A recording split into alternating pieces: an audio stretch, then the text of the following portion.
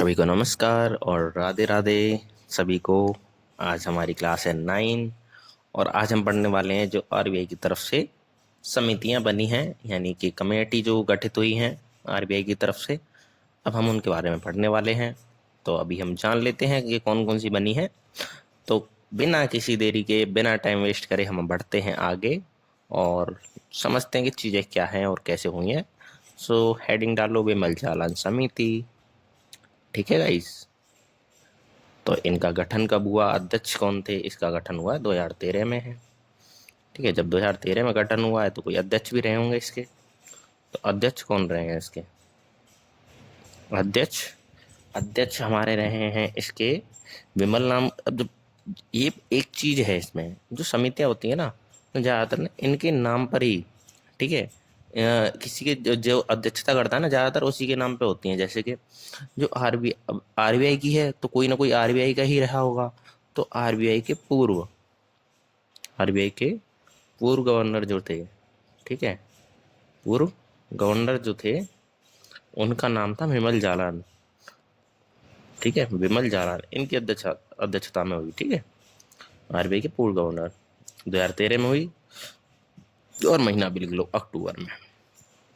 ठीक है, ये एक उच्च स्तरीय समिति का गठन हुआ था। ठीक है, मतलब हाई लेवल पे, थोड़ा सा मतलब उच्च स्तर पे हुआ था। ठीक है, अब इसका कार्य क्या था? ठीक है, इसका जो मतलब समीक्षा करना था, इसका मतलब एक इन्होंने वो करा कि रिकमेंडेशन दिया कि जो है ना, नए बैंक हैं, नए बैंक नए बैंक्स की जो स्थापना है, ठीक है, स्थापना हेतु, ठीक है, लाइसेंस जो दिया जाता है ना, लाइसेंस, ठीक है, जो दिया जाता है उसकी समीक्षा करना, दिए जाने की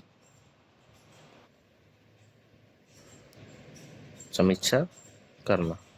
ठीक है, अब ये था इसका, इनका सुझाव ये था। ठीक है, जो नए नए बैंक हैं, इन मतलब इस समिति का कार्य, सॉरी, इस समिति का कार्य था, इनका सुझाव नहीं, इस समिति का कार्य था ये। ठीक है, इस समिति ने ये कार्य किया, इस समिति का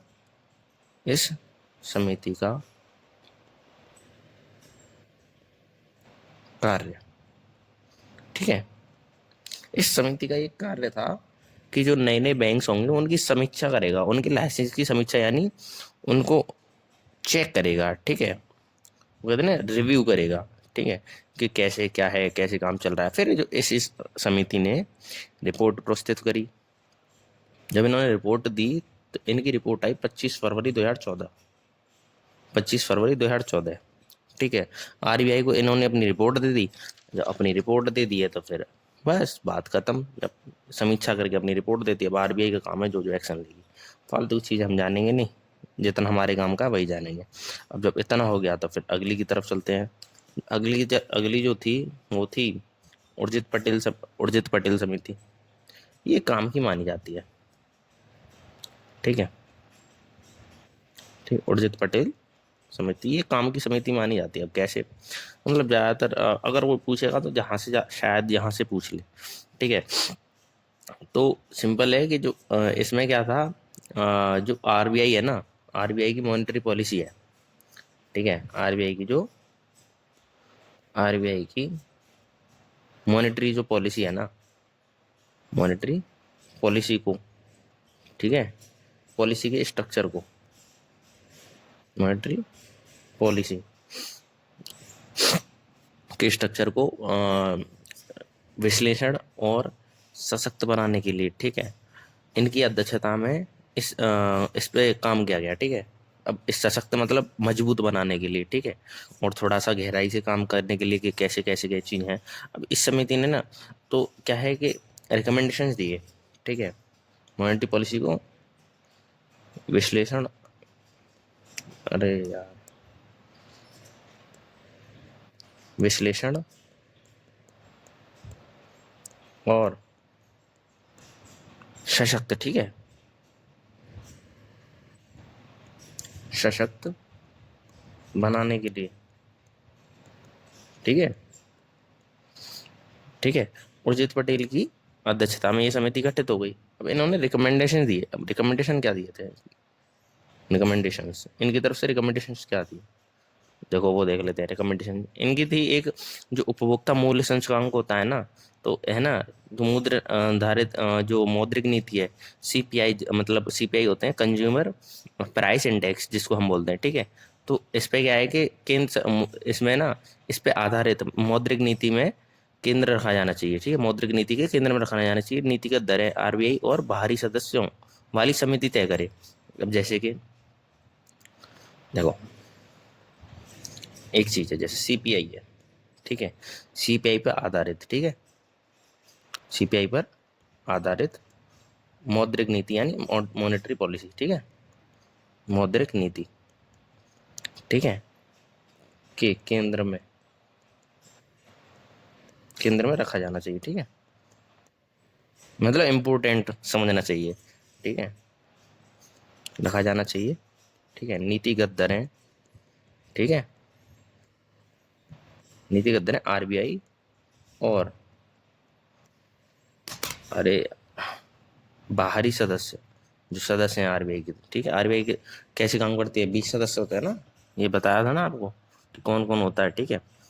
तो आरबीआई के बाहरी सदस्यों, आरबीआई के बाहरी सदस्यों वाली समिति समिति तय करे, ठीक है। अब चलो, यहाँ तो ये हो गया। अब ऐसी कई सारी रिकमेंडेशन आए, जैसे खुदरा महंगाई दर, ठीक है। अब इसमें क्या है कि, इसमें क्या है कि खुदरा जो महंगी दर है, पहले फिर 2 वर्षों में 6% तक लाया जाए, फिर 4% का लक्ष्य तय किया जाए। मतलब कि महंगाई वगैरह कैसे चीज़ें चल रही हैं, महंगाई की दर क्या चल रही हैं, ठीक है। फिर जो है अलग अलग चीज़ों पे, जैसे कि मूल्य तय करने की अलग अलग जो अलग वस्तु हैं, बहुत सारी चीज़ें होती हैं, ठीक है, उन पे हमारे रेट तय करने की, ठीक है, चीज़ें आरबीआई की जो परंपरा है रेट तय करने की, वो सारी चीज़ें देखी जाए। थोड़ा सा लाइक, इसको ना कैसे समझाऊँ, थोड़ा ये है ना, ये थोड़ा सा ना यहाँ पे इनकी रिकमेंडेशंस बहुत सारी हैं।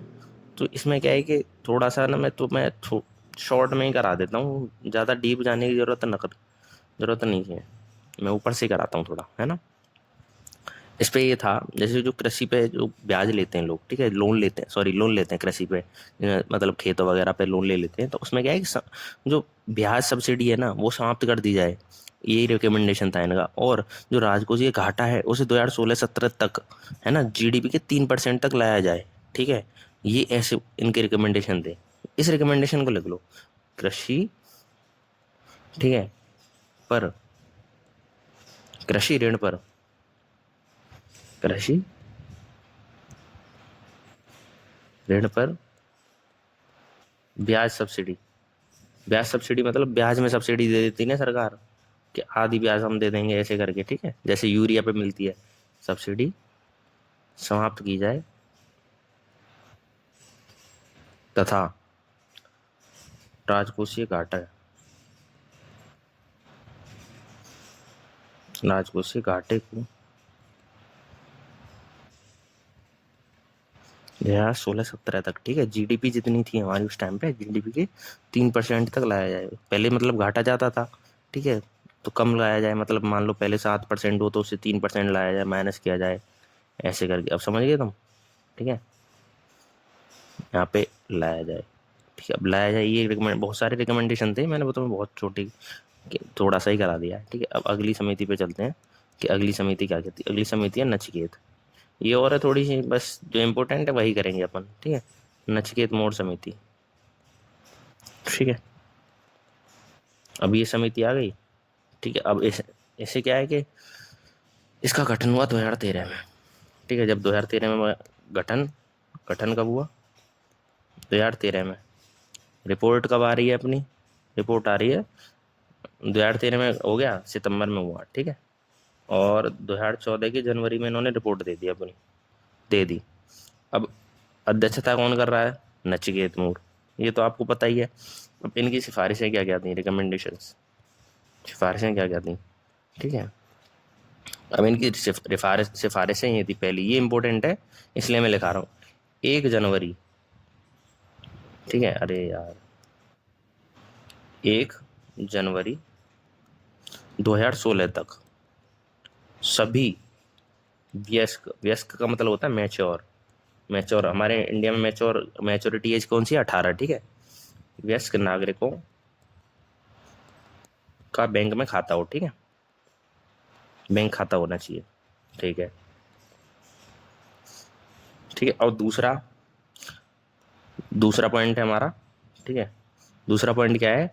किसी स्थान से, मतलब किसी स्थान से, जैसे हमारा घर है, हमारे घर से केवल 15 मिनट पैदल की दूरी पे हर बैंक की ब्रांच होनी चाहिए, ठीक है, किसी स्थान से केवल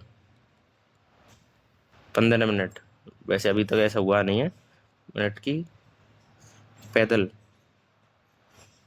दूरी पर बैंक शाखा हो। हाँ, पैदल तो नहीं, पर 15 मिनट की बाइक वगैरह से ऐसे करके तो है अवेलेबल, पर पैदल की तो कुछ नहीं है यार, ठीक है। हर गरीब को, ठीक है, हर गरीब को, ये इंपॉर्टेंट है, मैं बता रहा हूँ इसलिए, नचकेत मुझे इंपॉर्टेंट लगी इसलिए मैं और थोड़ा सा बता रहा हूँ इसके बारे में। नचकेत, हर गरीब को उसकी सुविधा अनुसार ऋण भी मिलना चाहिए, यानी लोन, सुविधा अनुसार ऋण देने की व्यवस्था हो, ठीक है, ठीक है। गांव में जो साहूकार होते हैं वो इनको बहुत ज़्यादा परेशान कर देते हैं गरीब लोगों को, तो बैंक की तरफ से क्या है कि बैंक की तरफ से थोड़ा गवर्नमेंट का सपोर्ट रहेगा उनके पास, तो वो लोग खुश रहेंगे, ठीक है।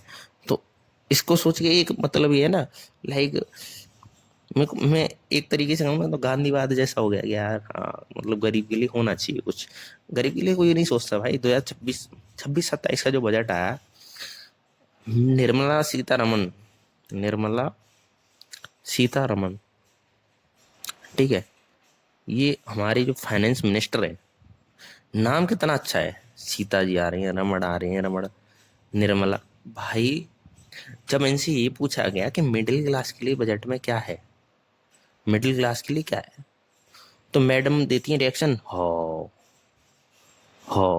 ये क्या होता है हो। भाई मैं बड़ा डिसअपॉइंट हुआ कि हमारे यहाँ के ऐसे ऐसे मिनिस्टर हैं, जब बात मिडिल क्लास की आती है तो अरे भाई ये कर दो, सारा टैक्स मिडिल क्लास से ही जाता है अप्रोक्सीमेटली, ठीक है।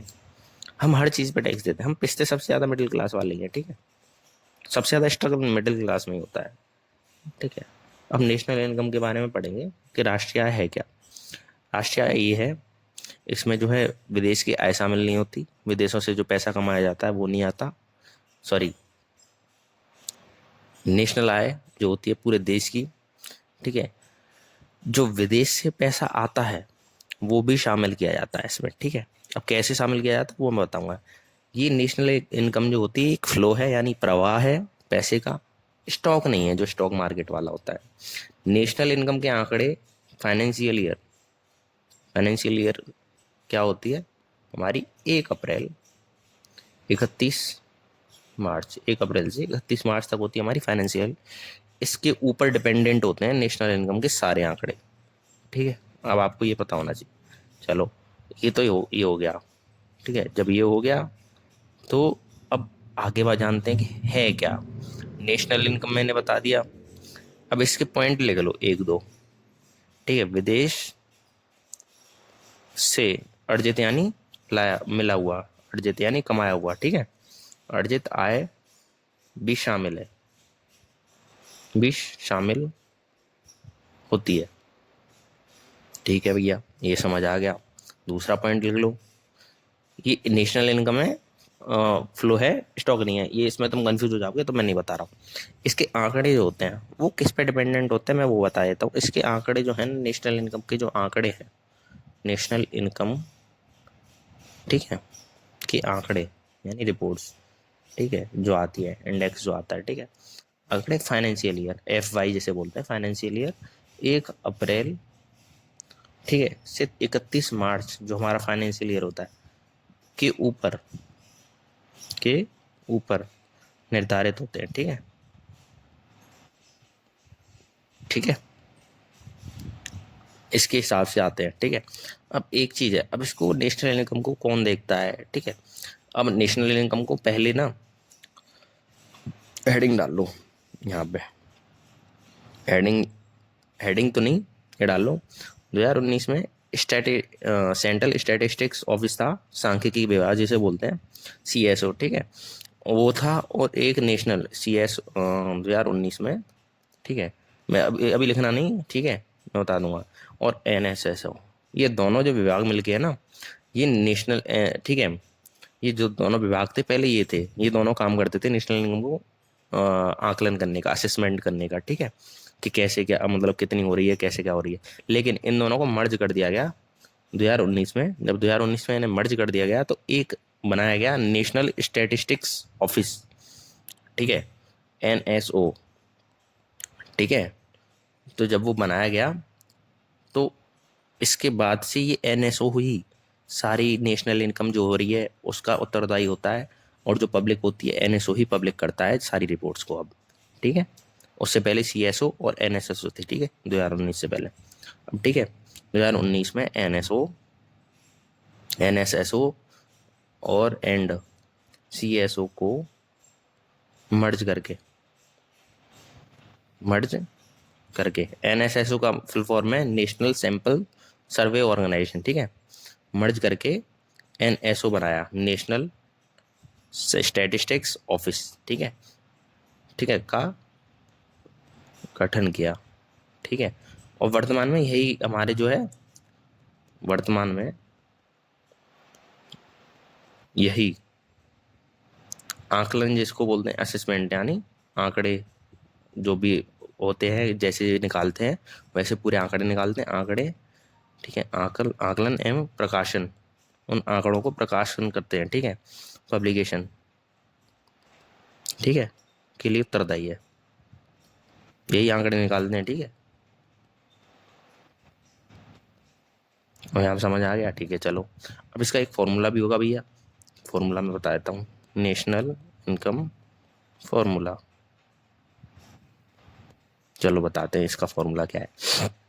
जो नेशनल इनकम है, तो उपभोग होगा, ठीक है, देश में उपभोग यानी उपभोग व्यय, मतलब जब हम किसी चीज़ को खरीदते हैं और उसका कंजप्शन करते हैं तो कंजप्शन हो गया ना, मतलब किसी चीज़ को जब खरीदने हैं तो क्या हो गया कि खर्च हो गया, और उपभोग यानी कंजप्शन कर लिया, यानी कंजप्शन, कंजप्शन, ठीक है, प्लस निवेश व्यय, ठीक है, किसी में इन्वेस्ट करा, उसमें खर्च हुआ ना, तो क्या हो गया, इन्वेस्टमेंट, ठीक है, प्लस सरकारी खर्च, सरकारी व्यय यानी गवर्नमेंट, गवर्नमेंट एक्सपेंडिचर, ठीक है, माइनस, अब यहाँ पे क्या करेंगे, माइनस मशीनों की घिसावट। अब देखो गाड़ी वाले बंदे ज़्यादातर जान जाते हैं मशीनों की घिसावट, जिनके पास गाड़ी है, गाड़ी के एंथुजियास्ट हैं, वो सारे बंदे समझ जाएंगे घिसावट यानी डेप्रिसिएशन का मतलब। देखो हम कोई गाड़ी खरीदते हैं तो उसकी कीमत हर साल डाउन हो जाती है, तो उसे बोलते हैं डेप्रिसिएशन, यानी गाड़ी हमने चलाई तो उसकी कीमत घट गई ना, कोई भी चीज़ हमने इस्तेमाल करी तो उसकी वैल्यू घट गई, उसी को बोलेंगे डेप्रिसिएशन, ठीक है। व्यय, निर्यात एवं आयात, अब ये क्या है, इंपोर्ट और एक्सपोर्ट, ये होता है वो, मतलब बाहर से कितना आया और अंदर से कितना गया, यानी कि ये है, ठीक है, एक ये है और एक ये है, ठीक है, एक ये है। अब ये इंडियन है, ये इंडियन है, ये आउटसाइडर है, अब समझना, अब ये इंडियन है और आउटसाइडर है, अब ये काम कर रहा है जर्मनी में, ठीक है, अभी आउटसाइडर है जो कि इंडिया में आके काम कर रहा है, ठीक है, अभी वहाँ पे जाके ये इंडिया के 50,000 कमा रहा है, ठीक है, और ये इंडिया के कमा रहा है, इंडिया से 40,000 कमा के वहाँ भेज रहा है, 40,000, तो डिफरेंस कितने का आया, 10,000 का आया, ठीक है, 10,000 का डिफरेंस आ गया, तो 10,000 जो हमें आ रहे हैं, 50,000 तो ये क्या हो गया, हमारा आ रहा है बाहर से, जर्मनी से इंडिया में, क्योंकि वो भेज रहा है कमा के, और ये इंडिया से 40,000 कमा के बाहर भेज रहा है, तो जो ओवरऑल आया, यानी हमारे पास कितना आया, 10,000 आया, क्योंकि 50,000 था उसमें से 40,000 घटा देंगे तो 10,000 आया, तो वो जो 10,000 आया ना, तो वो 10,000 ने नेशनल इनकम में जुड़ेगा, कि हमारी देश की ये आई हुई है, ठीक है, आई समझ में है, बेशक वो आपकी कमाई है लेकिन देश की तो इनकम हुई है ना, तो ऐसे करके जुड़ती है, तो इसको बोलते हैं, ठीक है, आयात के मूल्यों का अंतर, निर्यात और आयात के मूल्यों का अंतर, यानी X माइनस M, ठीक है, किसी को भी कर लो मॉडल लग जाएगा अपने आप, जो है पता चल जाएगी। माइनस में आ गई वैल्यू तो अपने यहाँ से जा रहा है, प्लस में आ गई तो अपने यहाँ आ रहा है, सिंपल चीज़ है। अब ये नेशनल इनकम तो हमने समझ लिया। अब ऐसे करके ना एक चीज़ होती है नेशनल प्रोडक्ट, यानी राष्ट्रीय उत्पाद। अब ये राष्ट्रीय उत्पाद क्या है यहाँ पे, इसका मतलब क्या है यहाँ पे, नेशनल प्रोडक्ट क्या है, नेशनल प्रोडक्ट ये क्या है चीज़ है, चलो जानते हैं भैया। राष्ट्रीय उत्पाद क्या है, राष्ट्रीय उत्पाद, राष्ट्रीय उत्पाद के बारे में जब जानकारी लेते हैं तो इसमें क्या है कि जो देश के नागरिक हैं, ठीक है, और उन्होंने ना कोई वस्तु वो की है, उत्पादन किया है किसी भी चीज़ का, ठीक है, और या फिर कोई सेवा की है उन्होंने, सेवा का उत्पादन किया है, ठीक है, तो उसका ना मौद्रिक मूल्य राष्ट्रीय उत्पाद कहलाता है। अब मौद्रिक मूल्य क्या है, जैसे कि देखो इसका एक फॉर्मूला होता है, कोई भी देश के नागरिक है, ठीक है, देखो किसी देश के नागरिक, देखो तो अपने आप समझ आ जाएगा, किसी देश के नागरिकों द्वारा, ठीक है, एक निश्चित, ठीक है, एक निश्चित समयावधि, कोई समय था, ठीक है, उसमें निश्चित समयावधि में उत्पादित अंतिम वस्तुओं, मतलब टोटल एक समयावधि थी उनमें, उसमें टोटल जो वस्तु उन्होंने उत्पादन उत्पादन किया है उतनी वस्तुओं का, ठीक है, तथा वस्तुओं और सेवाओं का, ठीक है, सेवाओं का मौद्रिक मूल्य, जितना उनका मूल्य हमारी मुद्रा के हिसाब से, ठीक है, मूल्य राष्ट्रीय उत्पाद कहलाता है, ठीक है। अब कैसे मैं बताता हूँ, हमारे इंडिया में 100 फैक्ट्रियों और 100 फैक्ट्रियों ने जो है, जो समय अवधि थी, ठीक है, समय अवधि थी, उसमें जो है 100 फैक्ट्रियों ने कितना भी कमाया, 100 फैक्ट्रियों ने चाहे 100 करोड़ कमाया हो, 100 करोड़ कमा लिया, तो ये राष्ट्रीय उत्पाद में आएगा, ठीक है। या फिर कोई सेवा जनरेट करी हो उत्पादन में, ठीक है, तो वो क्या है, तो देश के अंदर ही ना। अब जितनी हमारे देश की वैल्यू की होगी, मौद्रिक वैल्यू होगी उसकी, ठीक है, मौद्रिक वैल्यू जो होगी उस, जो उन्होंने सेवा जो पैदा करी है या कोई चीज़ का उत्पादन किया है, जो वैल्यू होगी, ठीक है, वो हमारी राष्ट्रीय उत्पाद में काउंट होगी, ठीक है। बस ये है, इतना समझना था, बाकी इसमें कुछ नहीं है। इसका फॉर्मूला है, मैं बता देता हूँ। इसका फॉर्मूला है, फॉर्मूला एनपी का, एनपी फॉर्मूला, ठीक है, पी क्यू, ठीक है। अब पी क्यू क्या है यहाँ पे, पी जो है यहाँ पे वस्तुओं और सेवाओं की मात्रा, वस्तुओं और सेवाओं की मात्रा, ठीक है। अब ये समझ आ गया, ठीक है। क्यू क्या है यहाँ पे, उत्पादन का मूल्य, ठीक है। अब समझ गए, अब चलो यहाँ पे समझ आ ही गया होगा ये तो। अब इसमें क्या है, सबसे पहले नेशनल इनकम की गणना जो है ना, नेशनल, अब ये फैक्ट्स लिख लो यहाँ पे, थोड़ा सा इंपॉर्टेंट, नोट डाल लो, नोट नोट डालो, लिखो यहाँ पे, सबसे पहले सर्वप्रथम, सर्वप्रथम नेशनल इनकम की गणना का प्रयास, ठीक है, किसने करा, दादा भाई नौरोजी ने करा, प्रयास किसने करा, दादा भाई नौरोजी ने करा, नौरोजी ने 1863 में किया, ठीक है। उनकी पुस्तक भी थी, इनकी पुस्तक,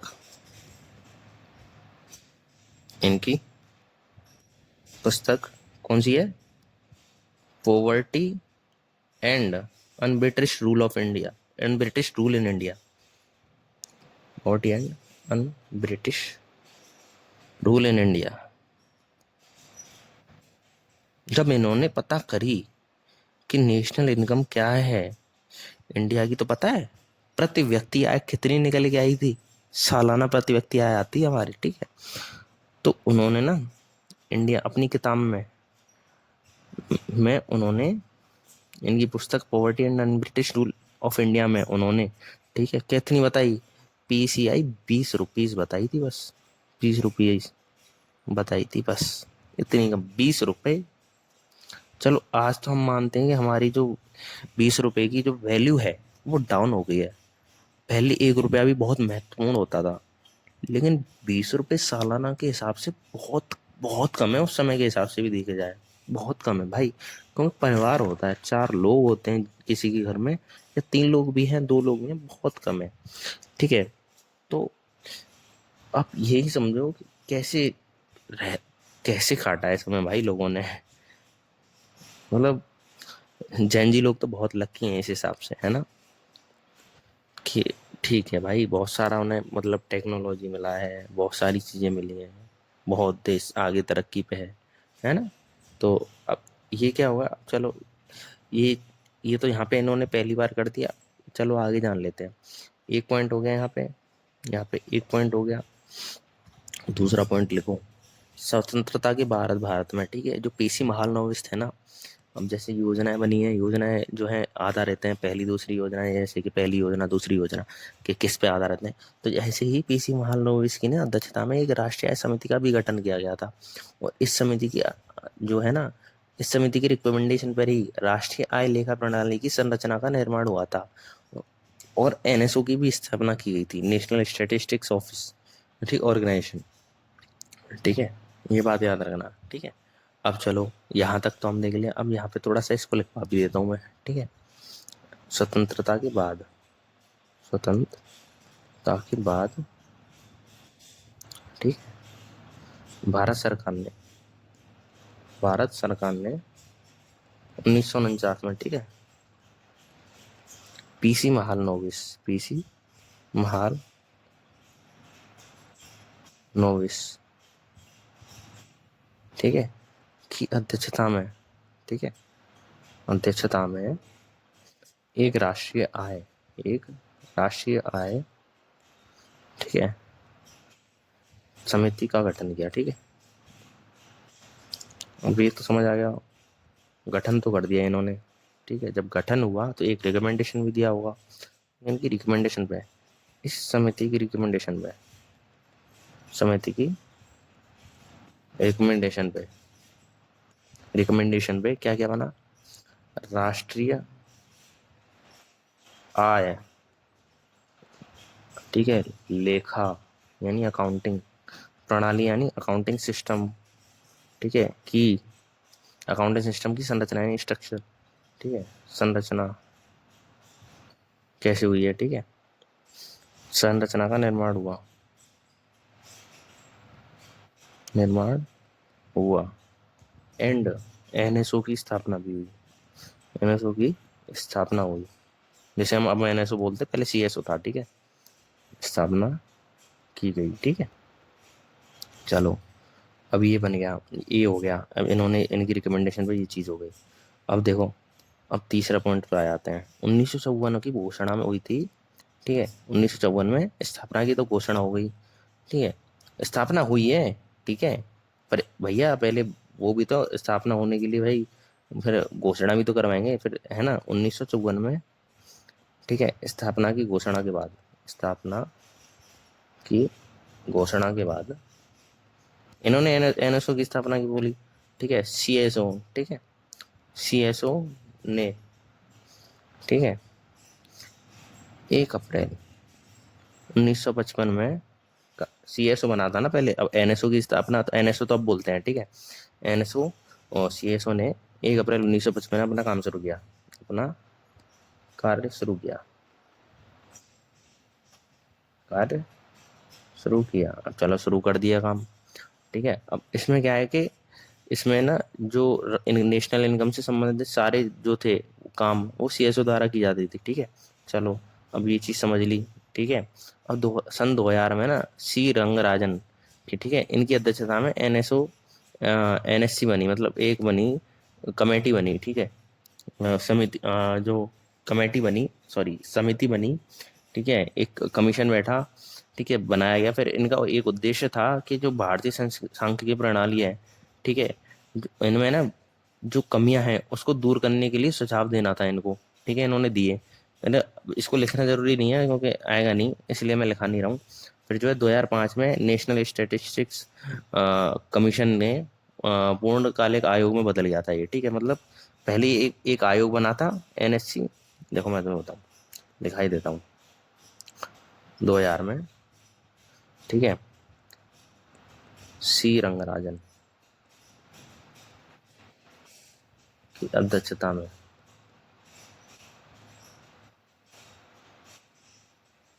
ठीक है, एनएससी, नेशनल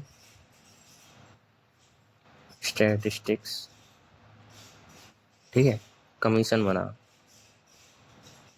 एनएससी बन तो गया पहले, ये ना मतलब इसका समय निर्धारित नहीं था, स्थायी नहीं था।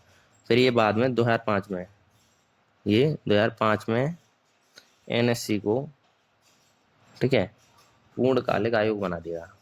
ठीक है, आयोग की स्थापना हो गई पहले तो, ठीक है, फिर पूर्णकालिक आयोग बना दिया, पूर्णकालिक आयोग में बदल दिया।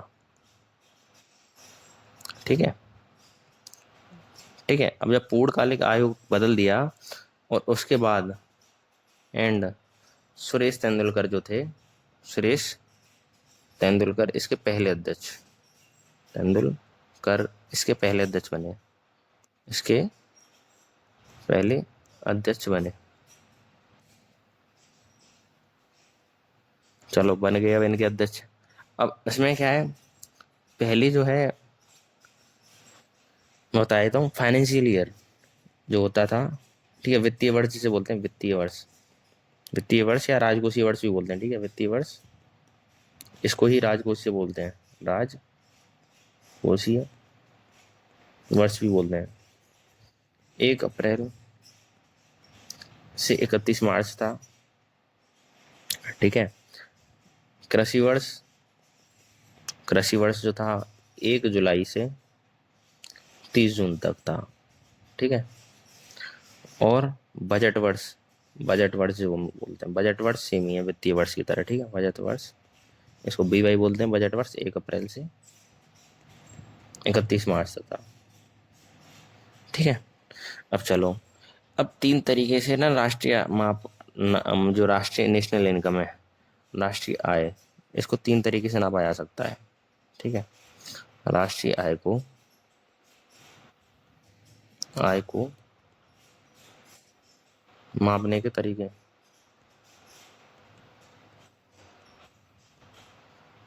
और क्या क्या तरीके हैं वो देख लेते हैं। राष्ट्रीय आय को मापने के तरीके क्या क्या है, 3 है, ठीक है। अब किसके अनुसार है, साइमन नाम के बंदे थे, ठीक है, साइमन कुजनेट्स, साइमन कुजनेट्स, ठीक है, के अनुसार 3 है, अनुसार 3 तरीके से, 3 तरीके से, 3 तरीके से नेशनल इनकम को मापा जाता है, ठीक है, ठीक है। अब 3 तरीके कौन कौन से, एक है प्रोडक्शन मेथड, एक है इनकम मेथड, एक है एक्सपेंडिचर मेथड। अब मैं बता देता हूँ, एक है उत्पादन विधि, उत्पादन विधि जिसे बोलेंगे यानी प्रोडक्शन मेथड, दूसरा है आय विधि, इनकम मेथड, ठीक है, और तीसरा है व्यय, व्यय विधि, ठीक है। यही 3 है, यानी प्रोडक्शन मेथड, ठीक है, प्रोडक्शन मेथड, ठीक है, इनकम मेथड, इनकम मेथड है, और एक्सपेंडिचर मेथड है, ठीक है। अब इतना तो समझ आ गया होगा। अब एक प्रोडक्शन मेथड यानी किन्हीं चीज़ों का प्रोडक्शन कितना हो रहा है, कितना हुआ है देश में, उसकी वैल्यू पता करके जो है पता चल जाएगा प्रोडक्शन मेथड से, ठीक है, यानी कि जीडीपी को दर्शा देता है, जीडीपी का पता चल जाता है इससे।